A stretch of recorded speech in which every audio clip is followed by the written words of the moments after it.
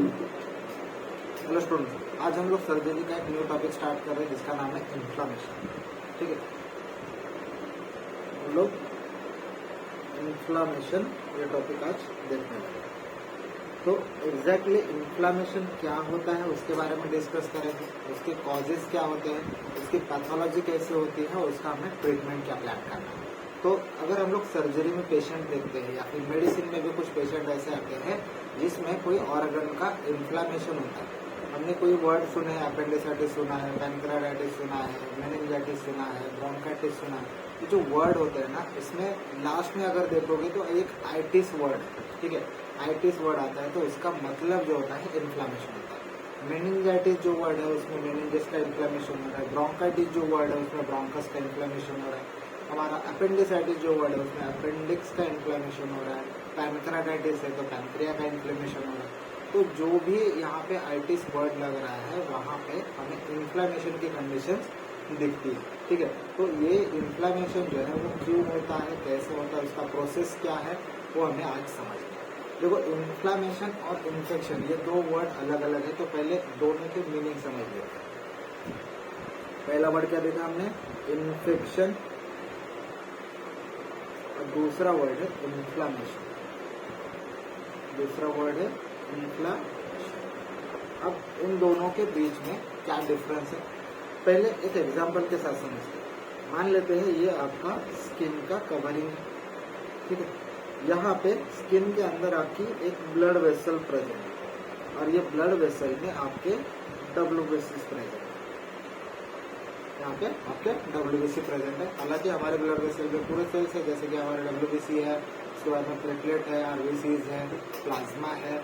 तो यहाँ पे मेनली इन्फ्लामेशन में जो पार्ट लेते हैं वो हमारे WBC होते हैं, इसलिए यहाँ पे हमने सिर्फ WBC ड्रॉ किया। अब यहाँ पे एक चीज कंसिडर करो कि कोई एक माइक्रोब हमारी बॉडी में एंटर करता है। जैसे यहाँ पे एक माइक्रोब एंटर किया हमारे स्किन के अंदर, ठीक है। तो जब भी कोई माइक्रोब की एंट्री होती है तो क्या होगा, हमारी बॉडी रिस्पॉन्ड करेगी, ठीक है। हमारी बॉडी क्या करेगी, रिस्पॉन्ड करेगी। तो जब ये माइक्रोब एंटर किया, अब मान लेते हैं इन दोनों के बीच में एक माइक्रोब है और ये हमारी WBC है। इन दोनों के बीच में क्या होगा, फाइट होगा। इन दोनों के बीच में फाइट होगा। अब दोनों में से कोई ना कोई तो विन करेगा। अब मान लेते हैं थोड़ी देर के लिए ये जो बैक्टीरिया या फिर वायरस या फिर फंगस और कोई भी माइक्रोब जो होगा वो विन होगा, तो क्या होगा, हमें इन्फेक्शन होगा, ठीक है। तो हमें इन्फेक्शन होगा।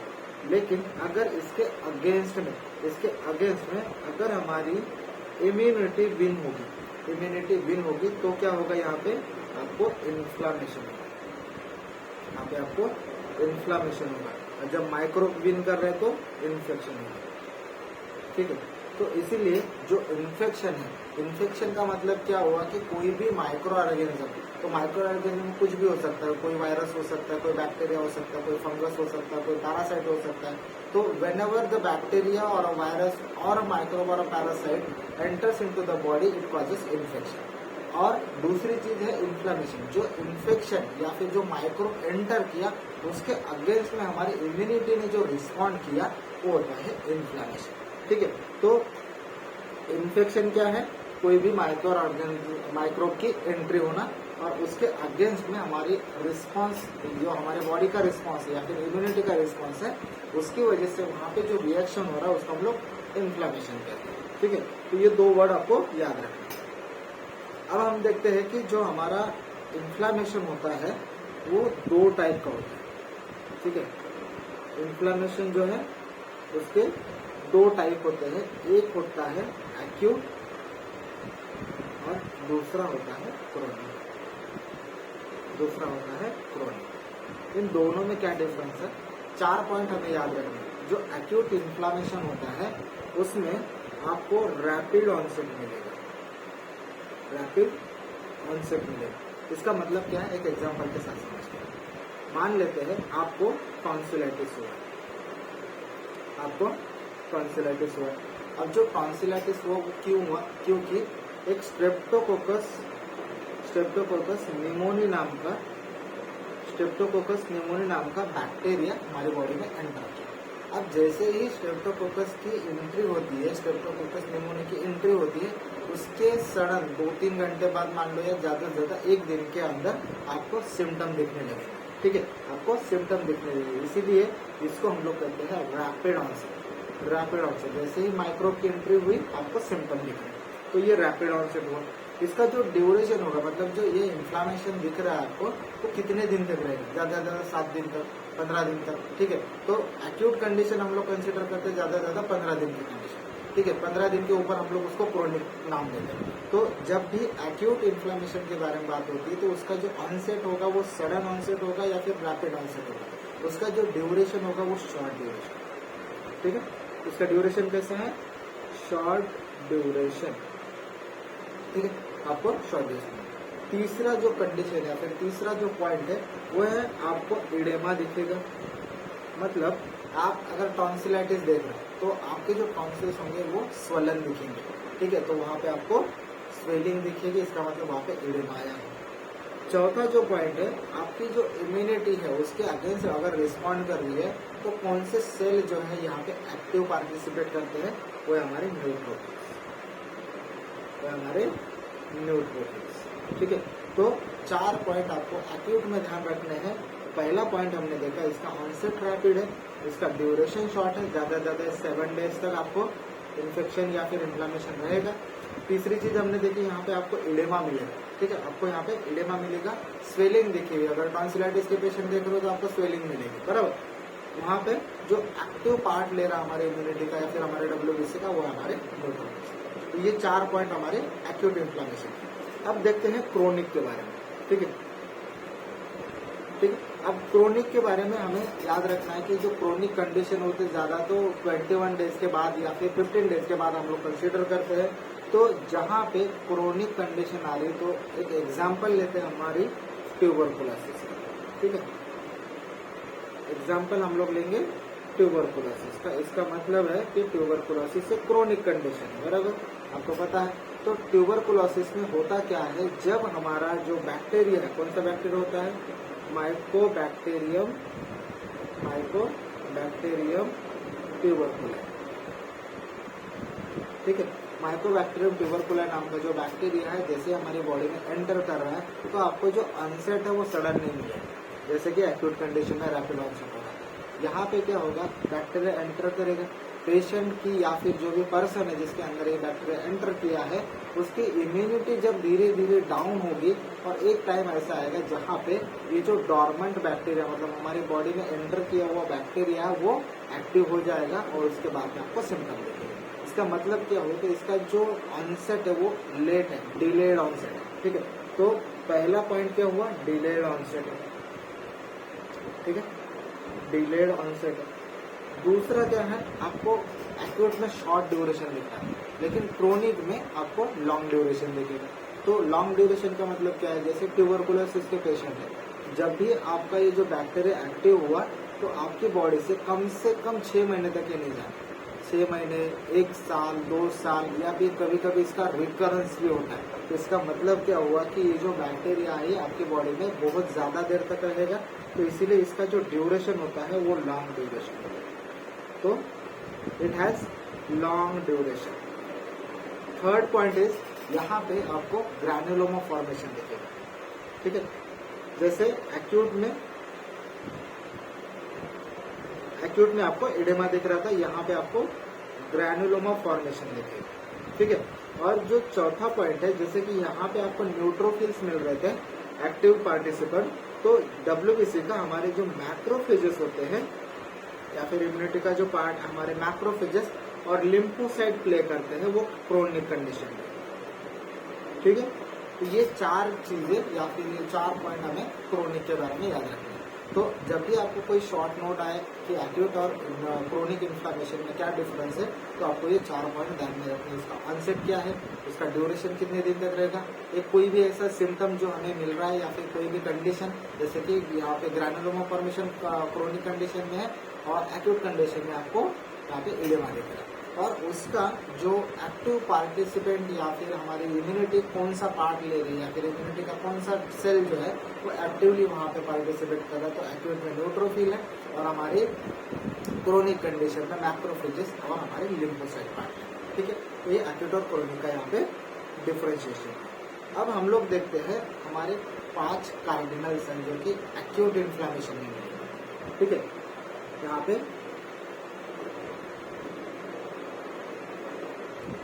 एक्यूट इन्फ्लेमेशन जो है, एक्यूट इन्फ्लेमेशन है, उसके 5 कार्डिनल साइन, 5 कार्डिनल साइंस जो होंगे वो हम लोग डिस्कस कर लेंगे। पहला जो साइन है वो है रूबॉर। पहला जो साइन है वो रूबॉर। इसका मतलब क्या है, ये लैटिन वर्ड है एक्चुअली। अगर हम लोग रूबॉर देखेंगे, ये लैटिन वर्ड है। लैटिन वर्ड का जो मीनिंग होता है रेडनेस होता है इंग्लिश में, ठीक है। तो रूबॉर का मतलब क्या है, कोई भी एक्यूट इन्फ्लेमेशन अगर होगा तो आपको वहाँ पे रेडनेस दिखेगा। जैसे हमने टॉन्सिलाइटिस का एग्जाम्पल लिया था, जब आप एक्यूट कंडीशन में टॉन्सिल्स का स्वेलिंग देखोगे या फिर टॉन्सिलाइटिस की कंडीशन देखोगे तो वहाँ पे आपको रेडनेस दिखेगा। इसलिए रूबॉर ये पहला कार्डिनल साइन है, ठीक है। दूसरा जो कार्डिनल साइन होता है वो होता है कैलार, ठीक है। कैलार का यहाँ पे जो मीनिंग है, ठीक है, इंक्रीज टेम्परेचर या फिर increase local temperature, increase local temperature. मतलब तीसरा जो पॉइंट है यहाँ पे वो है डॉलर। डॉलर का मीनिंग क्या है, पेन होता है वहाँ पे, बराबर। और चौथा जो है वो है ट्यूमर। अब ट्यूमर मतलब कोई मैलिग्नेंट ट्यूमर नहीं है या फिर बिनाइन ट्यूमर नहीं है, ये हमारा एक मिसनोमर है जो कि लैटिन वर्ड जो है उसका इंग्लिश मीनिंग हम लोग लेते हैं स्वेलिंग। उसका लैटिन वर्ड का मीनिंग लेते हैं हम लोग इंग्लिश में स्वेलिंग, ठीक है। और फिफ्थ जो कार्डिनल साइन है वो है फंक्शियोलेजिया। फंक्शियोलेजिया का मीनिंग क्या है यहाँ पे, loss of function, loss of function. वो टेम्परेरी बेसिस पे होगा, ठीक है। जैसे ही एक्यूट कंडीशन यहाँ पे कम हो जाती है तो ये जो फंक्शन है आपका नॉर्मल हो जाता है। तो ये जो 5 कार्डिनल साइन है ये हमें याद रखना है, क्योंकि आपको वाइवा में जो क्वेश्चन पूछेंगे कि इन्फ्लेमेशन के जो कार्डिनल साइन है वो कितने हैं और कौन से, तो यहाँ पे आपको ये जो इंग्लिश मीनिंग है वो याद रखना बहुत इंपॉर्टेंट नहीं है। लेकिन वाइवा में एक्सपेक्टेशन क्या होती है कि बच्चों ने हमारे इन्फ्लेमेशन के जो लैटिन वर्ड है उसका मीनिंग बताना चाहिए या फिर वो क्या क्या वर्ड है वो बताने एक्सपेक्टेड रहता है हमारे एग्जामिनर में। इसीलिए पहला जो वर्ड आपको याद रखना है वो है रूबॉर। रूबॉर का मतलब है रेडनेस, कैलार का मतलब है हमारा इंक्रीज लोकल टेम्परेचर, डॉलर का मतलब है पेन, ट्यूमर का मतलब है स्वेलिंग और फंक्शियोलेजिया का मतलब हुआ यहाँ पे टेम्परेरी लॉस ऑफ फंक्शन। अब इसमें से जो पहले 4 है मतलब रूबॉर, कैलार, डॉलर और ट्यूमर, ये जो 4 कार्डिनल साइन है ये बताए हमारी सेल्सस नाम के एक साइंटिस्ट, ठीक है। ये किसने बताया, सेल्सस नाम के साइंटिस्ट। लेकिन उसके बाद में जो फंक्शियोलेजिया है ये ऐड हुआ है विर्चोज के द्वारा, ठीक है। तो ये 2 साइंटिस्ट है जिन्होंने ये 5 कार्डिनल साइन हम लोगों को दिए हैं। पहले जो 4 है जैसे कि रूबॉर, कैलार, डॉलर और हमारा ट्यूमर, ये है सेल्सस के द्वारा दिए गए। और जो 5th है फंक्शियोलेजिया वो हमारा विर्चोज के द्वारा दिए, ठीक है। ये हमारे 5 कार्डिनल साइन आपको ध्यान में रखने हैं एक्यूट इन्फ्लेमेशन। अब हमारा जो एक्यूट इन्फ्लेमेशन है, अब हम लोग इसका पैथोलॉजी का पार्ट देखेंगे, इसकी पैथोलॉजी का पार्ट देखेंगे कि एग्जैक्टली क्या पैथोलॉजी होती है वहां पे जब हम लोगों को इन्फ्लेमेशन नजर आ रहा है। तो पैथोलॉजी में अगर हम लोग देखेंगे तो 5 जो है वस्कुलर इवेंट होती है, वस्कुलर इवेंट्स होती है, और 6 होती है हमारी सेलुलर इवेंट, सेलुलर इवेंट। और इन 11 इवेंट्स को मिला के हमारा इन्फ्लेमेशन का एक प्रोसेस बनता है। इसका मतलब क्या होगा कि जब पैथोलॉजिकल पार्ट हम लोग इन्फ्लेमेशन का देखते हैं तो हमें ये 11 स्टेप्स जो है या फिर ये 11 इवेंट जो है हमें ध्यान में रखने हैं क्योंकि जब आपको इन्फ्लेमेशन समझना है तो ये पहले वस्कुलर इवेंट 5 कौन सी होंगी, वो कैसे यहाँ पे होती है, वो समझना बहुत इंपॉर्टेंट है।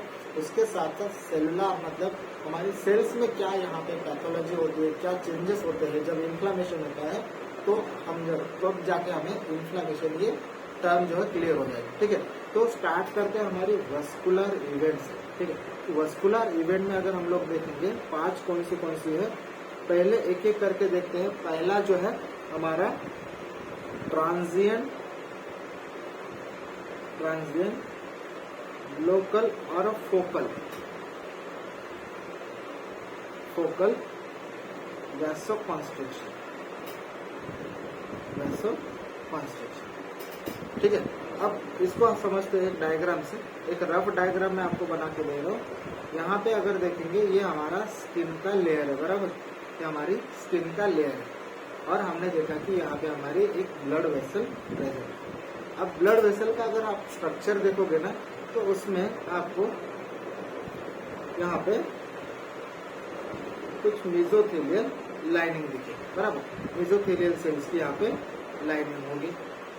ठीक है, और इसके अंदर आपको मिलेंगे हमारे WBCs, RBCs, प्लेटलेट, प्लाज्मा, ये सब हमारा यहाँ पे आपको मिलेगा। ठीक है, जो मेसोथेलियल में सॉरी एंडोथेलियल लाइनिंग। ठीक है, ये हमारे एंडोथेलियल लाइनिंग होगी। जो एंडोथेलियल लाइनिंग है, आपको यहाँ पे कहीं गैप नजर नहीं आएगा, ये पूरा कंप्लीट एक लाइनिंग होता है जो कि हमारे वेसल्स के अंदर के लेयर में होता है, बराबर। तो ये जो एंडोथेलियल लाइनिंग है, यहाँ पे क्या चेंजेस आते हैं वो हमें देखने हैं। अब जो पहला हमने इवेंट देख रहे हैं वो है हमारा vascular event transient focal vasoconstriction. मतलब क्या हुआ कि अगर जो माइक्रोब था, ठीक है, मान लो ये माइक्रोब जो है यहाँ पे जैसे ही हमारे स्किन के अंदर एंट्री किया, तो क्या होगा कि जो हमारा यहाँ पे लोकल वेसल है, ठीक है, ये जो लोकल कैपिलरी है वो क्या होगी, कॉन्ट्रैक्ट हो जाएगी। अब ये कैसे हो रही है, मान लो ये कुछ स्ट्रक्चर ऐसे बनता है।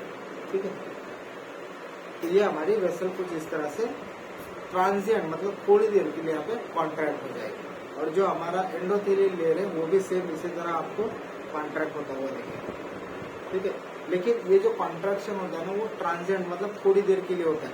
इसका अगर ड्यूरेशन देखेंगे तो 3 to 5 सेकंड ये एक्यूट कंडीशन में होता है, या फिर कोई मेजर इंजरी होती है तो वहाँ पे ये 5 मिनट तक रह सकता है। ठीक है, तो पहला जो यहाँ पे इवेंट हो रहा है वो कौन सा हो रहा है, ट्रांजिएंट फोकल हमारा जो वैसोकॉन्स्ट्रिक्शन होता है वो पहला इवेंट है। ठीक है, अब जब दूसरा इवेंट होता है तो दूसरा इवेंट क्या होता है, परमानेंट वेसोडाइलेटेशन। ठीक है, वेसोडाइलेटेशन। अब यहाँ पे जो डायग्राम थे सेम रिपीट करेंगे हम लोग। ये हमारा स्किन का लेयर है, ठीक है, और ये हमारी वेसल कुछ यहाँ से ऐसे डायलेट होगी। ठीक है, यहाँ से डायलेट होगी तो होगा क्या, यहाँ पे अगर देखेंगे ये हमारे एंडोथेलियल लाइनिंग जो होगी वो भी डायलेट हो जाएगी। ठीक है, वो भी डायलेट हो जाएगी। अब ये जो हमारे WBCs है इसमें पहले से ही मौजूद है। ठीक है, अब यहाँ पे जब इन्फ्लामेशन होता है ना, तो WBC और हमारी जो माइक्रोब है जो कि एंटर किया है, उन दोनों के बीच में फाइट होना इम्पोर्टेंट होता है। क्योंकि अगर WBC बाहर नहीं जाएंगे तो क्या होगा कि यहाँ पे कोई रिएक्शन होगा ही नहीं, मतलब हमारे बॉडी को जब रिस्पॉन्ड ही नहीं कर रही है।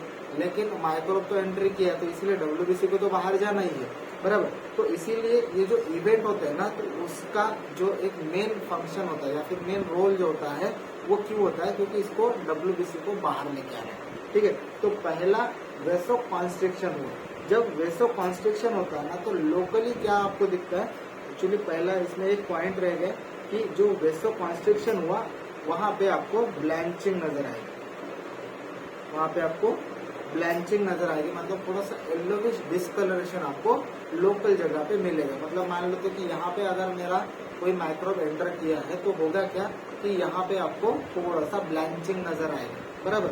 ये पहला लोकल वैसोकॉन्स्ट्रिक्शन का इफेक्ट होता है। दूसरा हमने इवेंट देखा है हम लोग परमानेंट वैसोडाइलेटेशन। जब परमानेंट वैसोडाइलेटेशन होता है तो क्या होगा कि यहाँ पे ब्लड फ्लो ज्यादा होगा। ठीक है। अब कोई भी वेसल अगर थोड़ी डायलेट हो चुकी है तो क्या होगा, वहाँ पे ब्लड ज्यादा होगा। जब ब्लड फ्लो ज्यादा होगा तो वहाँ पे आपको क्या होगा, रेडनेस होता हुआ दिखेगा। ठीक है, तो वहाँ पे आपको रेडनेस दिखेगा। दूसरी चीज आपको दिखता है यहाँ पे लोकल टेम्परेचर रेज। ठीक है, इंक्रीज लोकल टेम्परेचर, क्योंकि फ्लो अगर बढ़ रहा है तो वहाँ पे टेम्परेचर भी बढ़ेगा।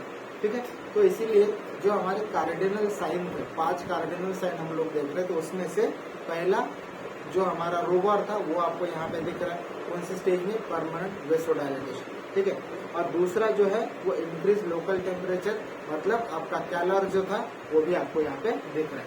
तो हम लोग लिखते हैं यहाँ पे रोबर और कैलर।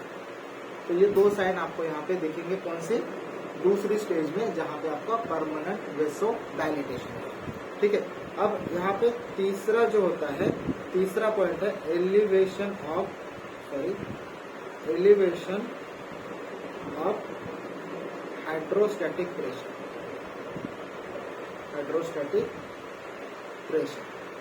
अब इसका क्या मतलब हुआ कि मान लेते हैं ये हमारी कैपिलरी है।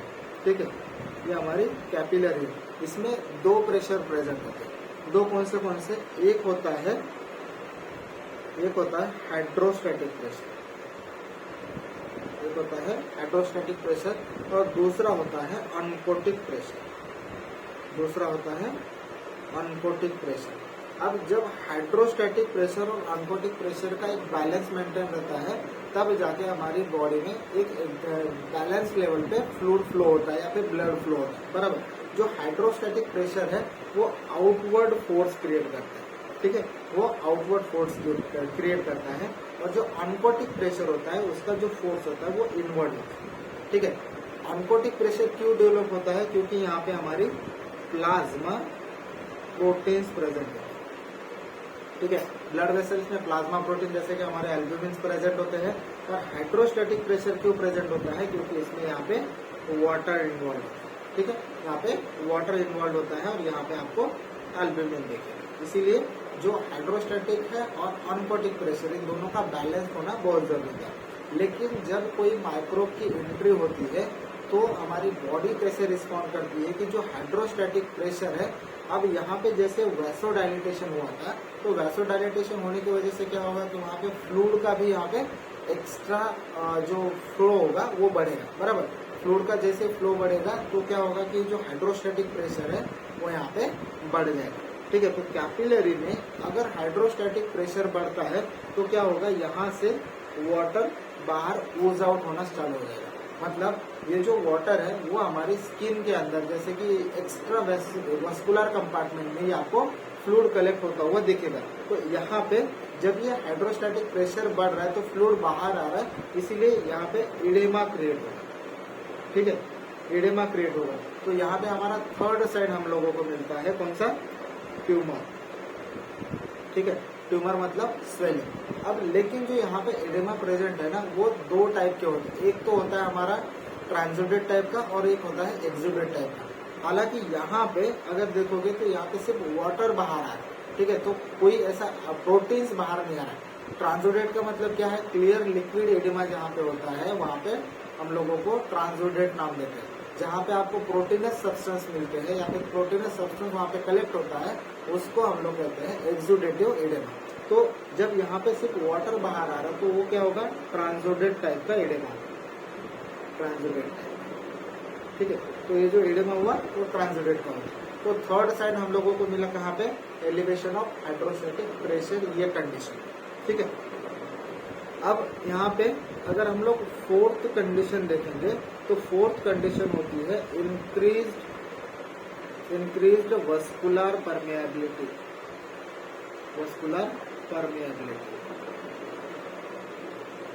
अब होता क्या है कि जब हमारी कैपिलरी है, ठीक है, जब ये हमारी कैपिलरी है जो कि थोड़ा सा डायलेट हो चुकी है, यहाँ पे ये हमारे ब्लड वेसल जो है यहाँ पे डायलेट हो चुके हैं, बराबर। जब ये डायलेटेशन हुआ, वहाँ पे हाइड्रोस्टैटिक प्रेशर भी बढ़ रहा है, तो जो हमारी एंडोथेलियल सेल्स जो है, जो हमारे ब्लड वेसल्स में प्रेजेंट है, अगर यहाँ पे इसका परमिएबिलिटी नहीं बढ़ेगा तब तक कि हमारे WBC बाहर नहीं जा सकते। इसीलिए जो WBC है वो बाहर जाने के लिए हमें इसका परमिएबिलिटी बढ़ाना होता है। ठीक है, तो होता क्या है कि जो हमारी एंडोथेलियल सेल्स है इसमें कुछ चेंजेस हो जाते हैं ताकि जो WBC है वहां से बाहर आ सके। तो जो हमारा इंक्रीज वस्कुलर परमिएबिलिटी इसका जो ये जो पॉइंट है ना उसमें और 5 सब पॉइंट ऐड होते हैं जिसकी वजह से हमारे जो एंडोथेलियल सेल्स है उसमें गैप क्रिएट होता है। ठीक है, अगर ये जो वेसल है, अगर यहाँ पे जो एंडोथेलियल सेल प्रेजेंट है, अगर ये यहाँ पे गैप आ जाएगा, जैसे कि यहाँ पे दिख रहा है आपको, ये जो गैप अगर आएगा तो क्या होगा, जो हमारे WBC है वो इजीली बाहर जाके हमारे माइक्रोब के साथ यहाँ पे लड़ सकेंगे। इसीलिए हमारी बॉडी में कुछ ऐसे मैकेनिज्म होते हैं जिसकी वजह से एंडोथेलियल सेल्स में गैप क्रिएट होता है। तो वो कौन से मैकेनिज्म है एक एक करके देखते हैं। अगर हम लोग पहला मैकेनिज्म देखेंगे तो क्या होता है कि जो हमारे एंडोथेलियल सेल्स है इसमें नेचुरली कॉन्ट्रैक्शन होता है, ठीक है।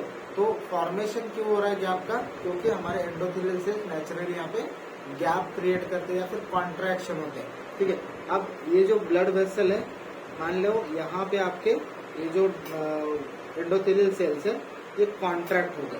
ठीक है, यहाँ पे ये कॉन्ट्रैक्ट होने की वजह से क्या होगा कि बीच में यहाँ पे गैप क्रिएट हुआ, बराबर। ठीक है, यहाँ पे एक गैप क्रिएट हुआ। तो जब गैप क्रिएट होता है तो क्या होगा कि जब ये WBC है वो डायरेक्टली ऐसे बाहर नहीं जाएंगे, तो जो गैप क्रिएट होगा तब क्या होगा पता है क्या, यहाँ से जो हमारा अल्ब्यूमिन था या फिर मतलब जो प्लाज्मा प्रोटीन है वो ऊज आउट हो जाएगा या फिर वो बाहर जाएगा। जब ये प्लाज्मा प्रोटीन बाहर जाएगा तब भी हमारी बॉडी में जहाँ पे माइक्रोब की एंट्री हुई है वहाँ पे आपको एडेमा दिखेगा। जो पहले एडेमा आया था वो ट्रांजिडेड टाइप का था, लेकिन जब ये प्लाज्मा प्रोटीन बाहर आ रहा है तब हम लोगों को एक्सुडेट टाइप का एडेमा दिखता है। ठीक है, तब हमें एक्सुडेट टाइप का एडेमा दिखता है। तो ये होता है हमारा पहला एडेमा जो कि एक्सुडेट टाइप का था। पहले जो देखा था हमने ट्रांसुडेट टाइप का था और यहाँ पे एक्सुडेट टाइप का हुआ। लेकिन ये क्यों बना, क्योंकि हमारे जो एंडोथेलियल सेल है वो नेचुरली माइक्रोब की रिएक्शन से वो कॉन्ट्रैक्ट हो गया। ठीक है, अब दूसरा जो कंट्रैक्शन या फिर दूसरा जो गैप क्रिएट होने का जो मैकेनिज्म होता है वो होता है डायरेक्ट एंडोथेलियल इंजुरी।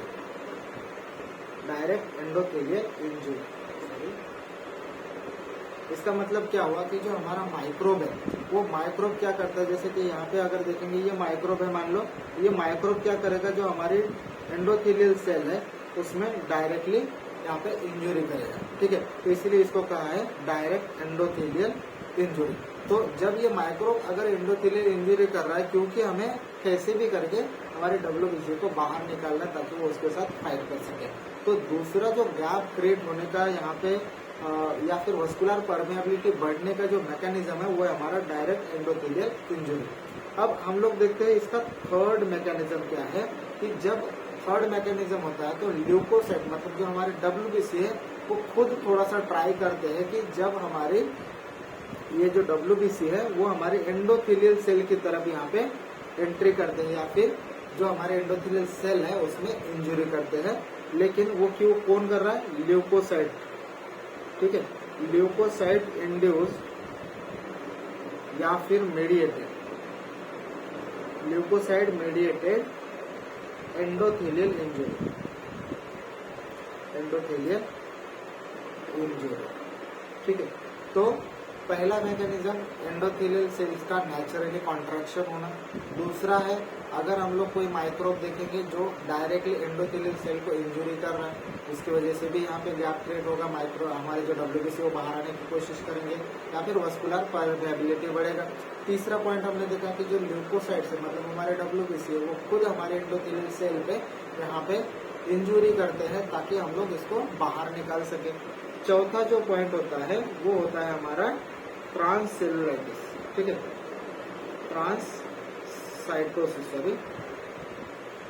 ट्रांससाइटोसिस। इसका मतलब क्या हुआ कि जो हमारे WBC है, मान लो ये हमारे WBC है, तो क्या करते हैं यहाँ पे कुछ वेन्यूल्स क्रिएट करते हैं। ठीक है, सॉरी वैक्यूल्स क्रिएट करते हैं। वैक्यूल्स में मतलब क्या हुआ कि जो हमारे WBC पहले एंडोथेलियल सेल में एंट्री करते हैं। ठीक है, इसको थोड़ा सा बड़ा लिखते हैं, तो ये हमारी WBC है और ये हमारी एक एंडोथेलियल सेल है मान लो। तो क्या करेंगे, ये जो WBC है यहाँ पे एंट्री करेंगे पहले हमारे एंडोथेलियल सेल में, और फिर एंडोथेलियल सेल से ये जो वॉल है इसको ब्रेक करके ये बाहर आ जाएगी। ठीक है, तो चौथा जो मैकेनिज्म है यहाँ पे WBC आउट होने का, वो है हमारा ट्रांससाइटोसिस। ठीक है, ट्रांससाइटोसिस। और फिफ्थ जो मैकेनिज्म होता है वो होता है leakage from new blood vessels. Leakage from new blood vessels. अब होता क्या है कि जब कोई माइक्रोब एंटर करता है तो उसमें कभी कभी क्या होता है कि जो हमारी गैप है वो अगर क्रिएट नहीं हो रही तो हमारी बॉडी क्या करती है, एंजियोजेनेसिस करती है। एंजियोजेनेसिस का मतलब क्या हुआ कि नए वेसल्स फॉर्म होते हैं, और नए वेसल्स अगर फॉर्म हो रहे तो उसमें ऑलरेडी जो एंडोथेलियल सेल्स होती है उसमें प्रेजेंट होते हैं हमारे गैप्स। ठीक है, वो नेचुरली प्रेजेंट होते हैं, क्योंकि जो पूरी वेसल है वो पूरी तरह से डेवलप नहीं हुई होती है, तो इसलिए कुछ गैप्स वहाँ पे प्रेजेंट होते हैं, जिसके थ्रू हमारी WBC आउट होते हैं और हमारी माइक्रोब के साथ फाइट करते हैं। तो 5 मैकेनिज्म है जिसकी वजह से हमारा वस्कुलर परमेबिलिटी बढ़ रहा है। कौन से मैकेनिज्म? पहला हमारा एंडोथेलियल सेल का कॉन्ट्रैक्शन होना, वो भी नेचुरली। दूसरा हमने देखा कि जो कोई माइक्रोब है जो डायरेक्टली हमारी एंडोथेलियल सेल को इंजुरी कर रहा है, उसकी वजह से माइक्रोब को फाइट करने के लिए हम WBC बाहर आ सकते हैं, या फिर वस्कुलर परमेबिलिटी बढ़ सकता है। तीसरा हमने मैकेनिज्म देखा कि जो हमारे ल्यूकोसाइट्स है, ठीक है, ल्यूकोसाइट्स है वो खुद ट्राई करते हैं एंडोथेलियल सेल को इंजुरी करने का, ताकि वो बाहर निकल सके। चौथा मैकेनिज्म है हमारे ल्यूकोसाइट जो है हमारा एंडोथेलियल सेल में पहले आ जाते हैं वैक्यूल्स क्रिएट करके, जिसको हम लोग ट्रांससाइटोसिस कहते हैं। ठीक है, ट्रांस का मतलब विद इन द सेल, तो ट्रांससाइटोसिस करके हमारी जो WBC आउट होने का या फिर हमारा जो वस्कुलर परमेबिलिटी वो बढ़ाने का काम करते हैं, उसको हम लोग ट्रांससाइटोसिस कहते हैं, जो कि एक WBC के द्वारा होता है। और पांचवा जो मैकेनिज्म हमने देखा है leakage from the new blood vessels, या फिर एंजियोजेनेसिस जहाँ पे होता है, उसके बाद में ये जो हमारे WBC से आउट होकर माइक्रोब के साथ फाइट करते हैं, ये पांचवा मैकेनिज्म है। ठीक है, अब जो हमारा लास्ट का पॉइंट बचा था, मतलब जो 5 वस्कुलर रिएक्शन या फिर वस्कुलर इवेंट जो हम लोग देख रहे, तो उसमें 4 हमने इवेंट देखे, इंक्रीज वस्कुलर परमेबिलिटी तक। और 5वां जो मेन मैकेनिज्म है हमारा, 5th मैकेनिज्म है, वो होता है स्टैसिस, होता है ब्लड का स्टैसिस होना। अब ये स्टैसिस का मतलब क्या होता है? मान लो ये आपकी ब्लड वेसल है, ठीक है, जो कि डायलेट हो चुकी है, बराबर, जो कि डायलेट हो चुकी है। तो डायलेटेशन की वजह से क्या हुआ कि यहाँ से आपका फ्लूइड भी बाहर गया। ठीक है, आपका फ्लूइड के साथ साथ जो एल्ब्यूमिन था वो भी बाहर गया है। अब यहाँ पे बचा क्या है? प्लाज्मा जो था वो भी बाहर गया, एल्ब्यूमिन था वो भी बाहर जा रहा है। तो यहाँ पे सिर्फ सेल्स बचते हैं, WBC है, RBC है, प्लेटलेट है।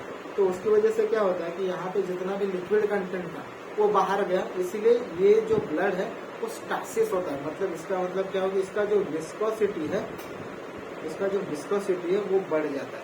तो ब्लड का विस्कोसिटी बढ़ना मतलब उसका स्टैसिस होना। ये 5 जो है वस्कुलर इवेंट कहलाता है। ठीक है, ये वस्कुलर मतलब हमारी जो वेसल्स होती है, ब्लड वेसल होती है लोकल, जहाँ पे हमारा माइक्रोब एंट्री किया है, उसमें ये चेंजेस हमें दिखते हैं। और जो हमारे सेलुलर इवेंट है वो हम लोग आगे